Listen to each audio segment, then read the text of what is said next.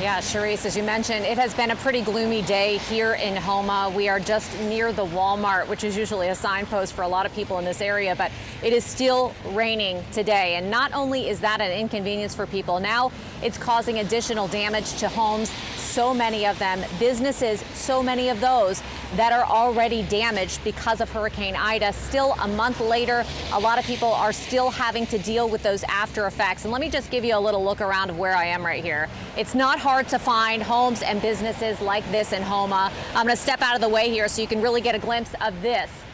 If you had to guess, you probably wouldn't even be able to imagine that this was a bowling alley before Ida hit.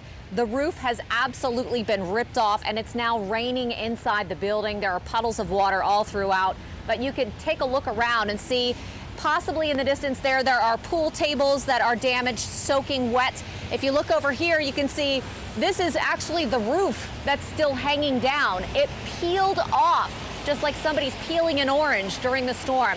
And the people around here say it was just an incredible sight to see.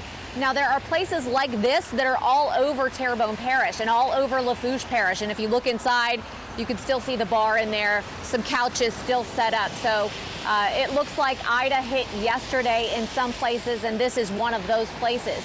And that's the story for a lot of people who are even living in Terrebonne and Lafourche parishes. We went down the bayou a little ways and we talked to some people down there that we're going to show you in just a little while. But when we talk to elected officials around here, what they're now saying is that this has gone from a natural disaster to a humanitarian crisis. They are in desperate need of housing for people. Some people are sleeping in tents.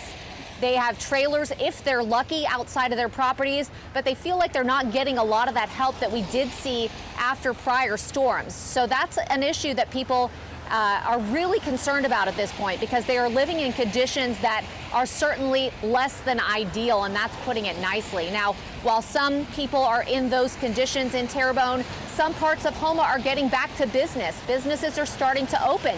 They're putting patches on roofs, and they're firing up as soon as they can to get things going. We see a school bus moving down the street here, but of course we know that there are delays in getting those schools back open as well, and trying to get people some sense of normalcy. Another place that is still struggling are the nursing homes here in Terrebonne Parish.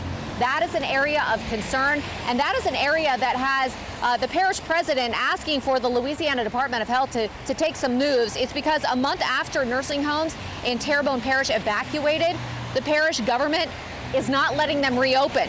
Terrebonne Parish President Gordon Dove says 2 main hospitals in the area have no inpatient beds available, and it's too risky to bring those elderly and frail nursing home residents back to the area. Susan Claymont disagrees. She says it's time to bring her 84-year-old mother back home after a month-long stay away in a strange nursing home 4 hours away in Alexandria. She is so sad. We're all sad. And I feel sick, literally.